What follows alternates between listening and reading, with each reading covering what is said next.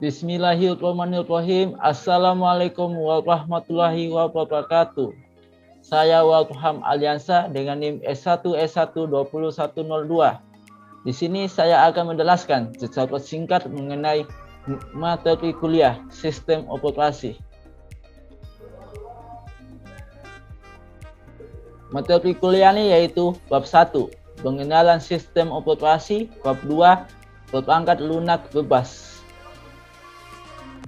Definisi sistem operasi.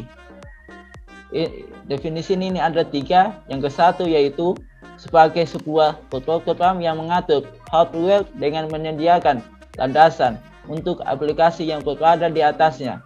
Kedua yaitu bertindak sebagai penghubung antara user dan hardware. Yang ketiga yaitu bertugas untuk mengendalikan, mengkoordinasikan penggunaan hardware untuk berbagai program aplikasi bagi bermacam-macam user.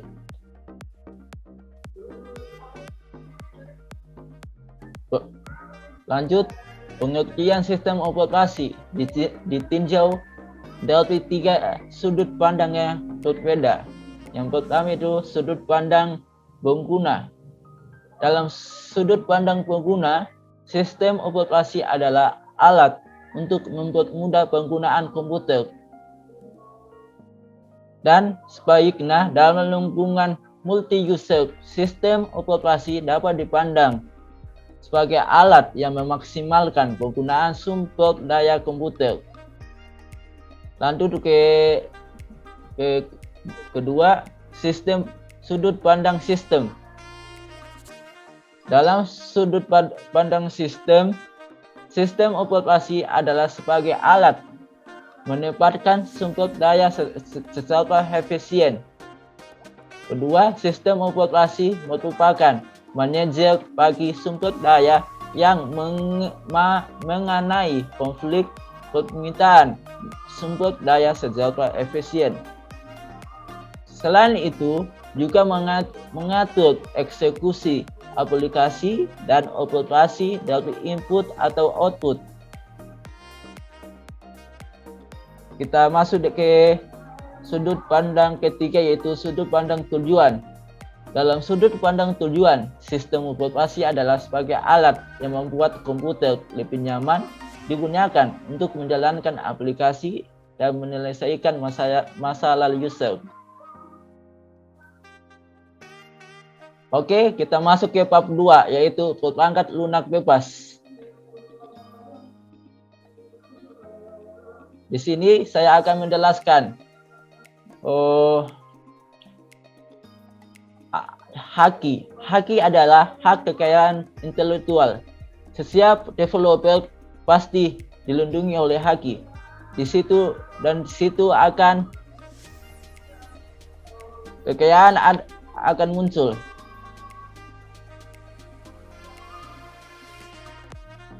Oke, kita masuk ke bab 2 yaitu perangkat lunak bebas. Di sini kita masuk ke haki. Haki adalah hak kekayaan intelektual. Haki adalah kewenangan atau kekuasaan untuk berbuat sesuatu atas kekayaan intelektual yang diatur oleh norma atau hukum-hukum yang berlaku. Dan di sini saya akan menjelaskan aneka ragam hak kekayaan intelektual. Berdasarkan pasal 1 ayat 1 Undang-Undang Nomor 19 Tahun 2002 tentang hak cipta. Hak cipta adalah hak eksekutif bagi pencipta dan menerima hak. Hak ini mengumumkan atau memperbanyakan ciptaannya atau memberikan izin untuk itu dengan tidak mengurangi pembatasan menurut peraturan perundang-undangan yang berlaku. Yang kedua itu paten. Berdasarkan pasal 1 ayat 1 Undang-Undang Nomor 14 Nomor 2001 tentang paten. Paten adalah hak eksekutif yang diberikan oleh negara kepada inventor atau hasil inventasinya di bidang teknologi yang sudah selama waktu tertentu melaksanakan sendiri eventnya tersebut atau memberikan persetujuan kepada pihak lain dan melaksananya. Yang ketiga, merek dagang. Berdasarkan pasal 1 ayat 1 Undang-Undang Nomor 15 Tahun 2001 tentang merek dagang. Merek adalah tanda yang berupa gambar, nama, kata, huruf-huruf, angka-angka, susunan, warna, atau kombinasi dari unsur-unsur tersebut yang memiliki daya pembeda dan digunakan dalam kegiatan perdagangan barang atau jasa. Yang keempat, rahasia dagang. Menurut pasal 1 ayat 1 Undang-Undang Nomor 30 Tahun 2000 tentang rahasia dagang. Rahasia dagang adalah informasi yang tidak diketahui oleh umum di bidang teknologi dan atau bisnis, mempunyai nilai ekonomi, karena berguna dalam kegiatan usaha dan dijaga kerahasiaannya oleh pemilik dagang. Yang kelima yaitu desain industri. Berdasarkan pasal 1 ayat 1 Undang-Undang Nomor 31 Tahun 2000 tentang desain industri. Desain industri adalah suatu kreasi tentang bentuk, konfigurasi atau komposisi garis atau warna, atau garis dan warna dan atau gabungan daripadanya yang membentuk 3 dimensi atau 2 dimensi yang memberikan kesan estetis dan dapat diwujudkan dalam pola 3 dimensi atau 2 dimensi serta dapat dipakai untuk menghasilkan suatu produk barang, komoditas industri dan kerajinan tangan.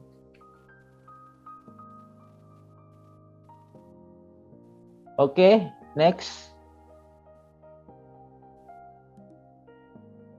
Oke, di sini saya akan menjelaskan 5 lisensi pada perangkat lunak. 1 yaitu perangkat lunak pemilik.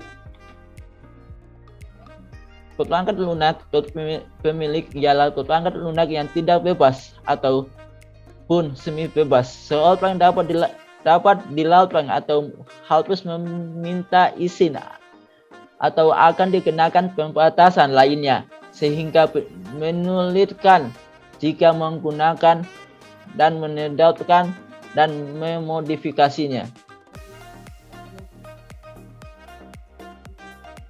Kedua yaitu perangkat lunak semi bebas. Perangkat lunak semi bebas adalah perangkat lunak yang tidak bebas, tapi mengizinkan setiap orang untuk menggunakan, menyalin, mendistribusikan dan memodifikasinya, termasuk distribusi dari versi yang telah dimodifikasi untuk tujuan tertentu.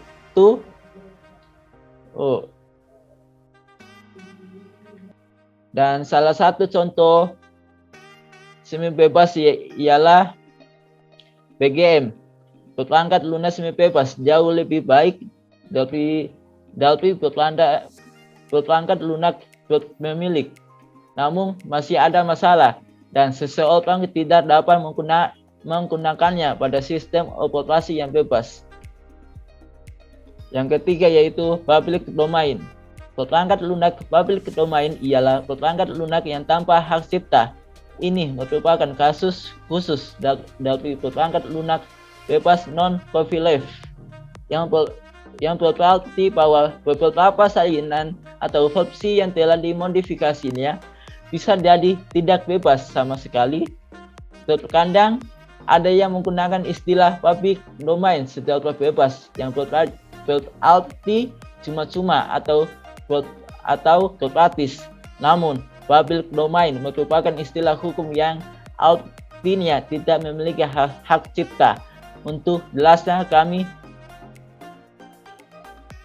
Oke, kita lanjut ke ketiga yaitu jenis lisensi ketiga yaitu freeware. Istilah freeware tidak definisi dengan jelas, tapi biasanya digunakan untuk paket-paket yang mengizinkan redistribusi tetapi bukan pemodifikasian dan kode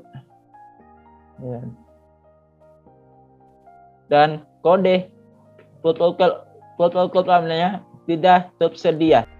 Oke, kita lanjut ke shared world. Shared world ialah perangkat lunak yang mengizinkan orang-orang untuk meredistribusikan salinannya, tetapi mereka yang terus menggunakannya dimintai untuk membayar biaya lisensi sebagai peserta shared world. Kode protokolnya tidak tersedia, jadi Anda tidak dapat memodifikasi program tersebut sama sekali. Oke, kita lanjut. Rangkuman. Di sini saya akan membaca rangkuman dari Haki, perangkat lunak.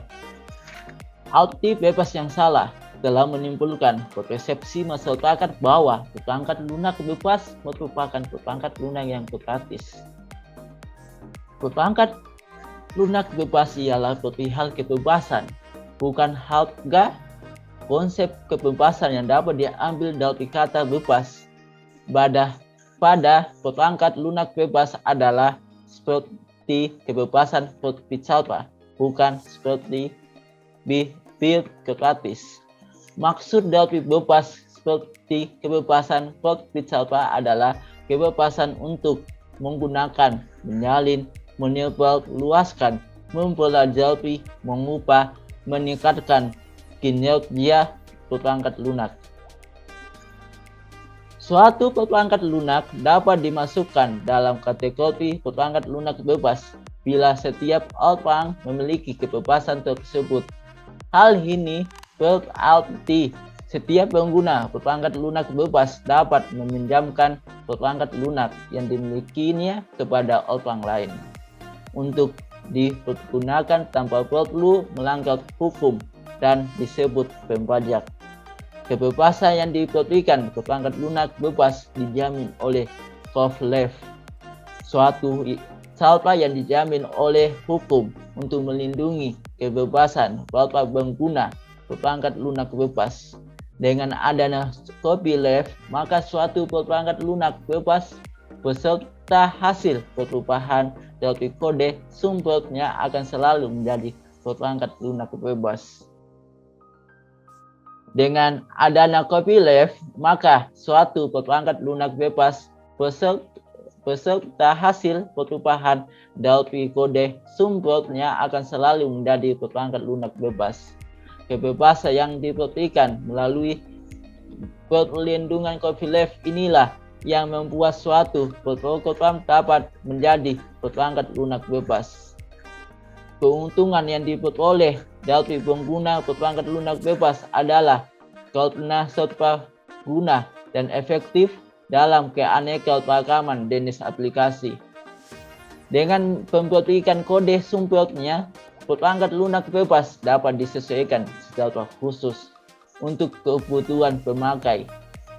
Sesuatu yang tidak mudah untuk terselesaikan dengan perangkat lunak pemilik. Selain itu, perangkat lunak bebas didukung oleh milis-milis pengguna yang dapat menjawab pertanyaan yang timbul karena permasalahan pada pengguna perangkat lunak bebas. Saya kira itu saja penjelasan singkat saya mengenai materi kuliah. Kalau ada kesalahan, mohon dimaafkan. Wassalamualaikum warahmatullahi wabarakatuh.